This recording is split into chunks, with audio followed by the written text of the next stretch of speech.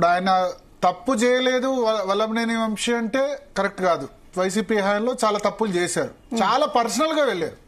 ఇప్పుడు రాజకీయాల్లో వ్యక్తిగత అటాక్స్ కు చాలా తక్కువ స్థానం ఉండాలి. బట్ అన్ఫార్చునేట్లీ లాస్ట్ 10-15 సంవత్సరాలు ఎట్లా అయిపోయిందంటే వ్యక్తిగతంగా ఒకళ్ళని ప్లీజ్ చేసేందుకోసం, ఒక పార్టీ అధినేతను ప్లీజ్ చేసేందుకోసం ఇంకో పార్టీ వీళ్ళ మీద వ్యక్తిగతంగా దూషణలు దిగుతున్నారు. దిగడమే కాకుండా స్త్రీల మీద కూడా ఆఖరికి అంటే ఇంట్లో ఫ్యామిలీ మెంబర్స్ రాజకీయాల్లో ఉన్న వాళ్ళంటే ఎట్లాగో బురద వేసుకోవడం, ఒకళ్ళ మీద ఒకళ్ళు వేసుకోవడం కామన్. కానీ రాజకీయాలు చేయని వాళ్ళని కూడా అందులోకి లాగి ఏదైతే చేస్తున్నారో దానికి వంశీ ఇప్పుడు ఫలితం అనుభవిస్తున్నారని అనుకోవచ్చు. అంటే ఎస్, ఇప్పుడు ఏదైతే ఇప్పుడు కేసు ఉందో, కిడ్నాప్ కేసు ఏదైతే ఉందో, సత్యవర్ధన్ సంబంధించిన కిడ్నాప్ కేసులో వల్లభనేని వంశీని ఇప్పుడు అరెస్ట్ చేశారు. సో ఈ కేసు సంగతి పక్కన పెడితే అసలు ఓపెన్ సీక్రెట్ ఏంటంటే వల్లభనేని వంశీ ఖచ్చితంగా టార్గెట్ ఏదో విషయంలో చేస్తారు. ఎందుకు టార్గెట్ చేస్తారు? ఆయన నిజానికి గన్నవరం ఎమ్మెల్యేగా టీడీపీ టికెట్ మీద గెలిచారు. 2014లో గెలిచారు, 19లో కూడా టీడీపీ టికెట్ మీద గెలిచారు. గెలిచిన తర్వాత వైఎస్ఆర్సీపీ రాష్ట్రంలో అధికారంలోకి వచ్చింది. సో ఆ 23 మంది ఎమ్మెల్యేలు ఎవరైతే టీడీపీ నుంచి గెలిచారో దానిలో వల్లభనేని వంశీ కూడా ఒకళ్ళు. కానీ గెలిచిన 6 నెలలకే ఆయన ప్లేట్ ఫిరాయించేసి వైసీపీ దగ్గరికి వెళ్ళిపోయారు. సరే, కొడాలనంటే ముందు నుంచి 2011 ఆ సమయంలోనే జగన్తో వెళ్ళిపోయారు. బట్ వల్లభనేని వంశీ మొన్నటి వరకు కూడా ఉండి వెళ్ళిపోయారు. వెళ్ళిపోయిన వ్యక్తి ఇప్పుడు ఏం చేశారంటే, వెళ్ళిపోయిన తర్వాత అసెంబ్లీలో చాలా అనుచితమైన కామెంట్స్, ముఖ్యంగా చంద్రబాబు నాయుడు సతీమణి భువనేశ్వరి గురించి చాలా అనుచితమైన కామెంట్స్, అవి మన టీవీ స్టూడియోలో కూడా చెప్పలేం, అటువంటి కామెంట్స్ చేశారు. వైసీపీకి వెళ్లడమే కాకుండా జగన్ను కొంత ఏమంటారు అప్పీల్ చేసేందుకోసం ఆ విధంగా కామెంట్ చేశారు. సో డెఫినెట్ గా లోకేష్ కుమారుడు ఆయన ఓపెన్ గానే చెప్పారు, రెడ్ బుక్ డెఫినెట్ గా ఉంటుంది, ఎవరైతే చట్ట వ్యతిరేక కార్యకలాపాలు చేశారో వాళ్ళ రెడ్ బుక్ ఎక్కిస్తామని చెప్పారు. ఎక్కించడంలో భాగంగా మనం చూసాం ఒక్కొక్కటి.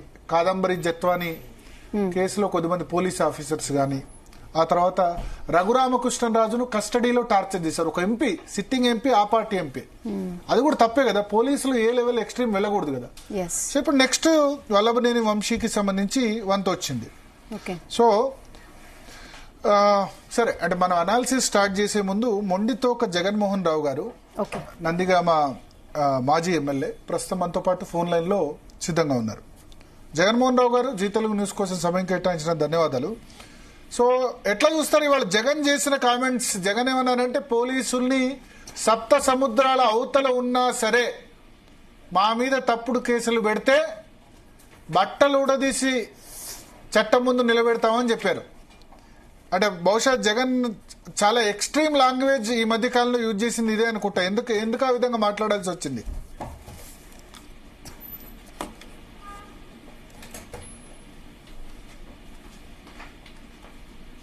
ఉన్నారా జగన్మోహన్ రావు గారు లైన్ లో?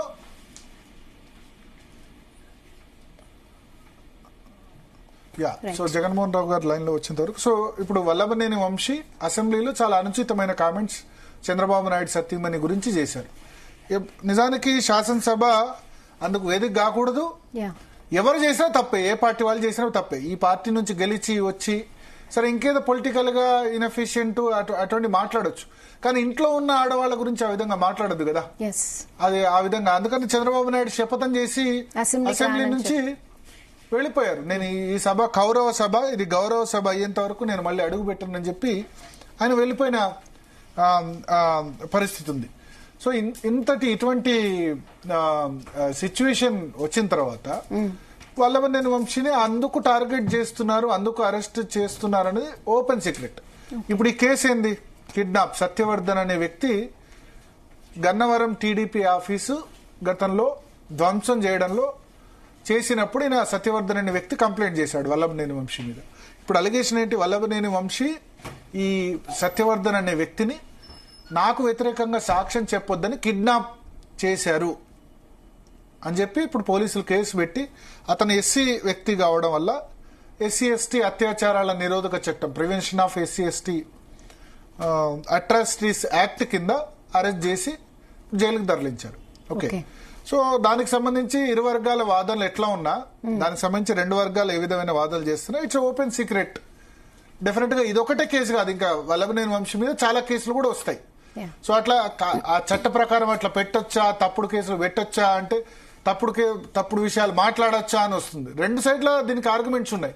కానీ ఒకటి మాత్రం ఇది, వల్లభనేని వంశీ గాని కొడాలి నాని గాని వాళ్ళు ఒక గీత దాటారు, రాజకీయాల్లో విమర్శల్లో ఒక గీత దాటారు, పరిధి దాటారని మాత్రం ఖచ్చితంగా చెప్పొచ్చు. మనతో పాటు ప్రస్తుతం మొండితో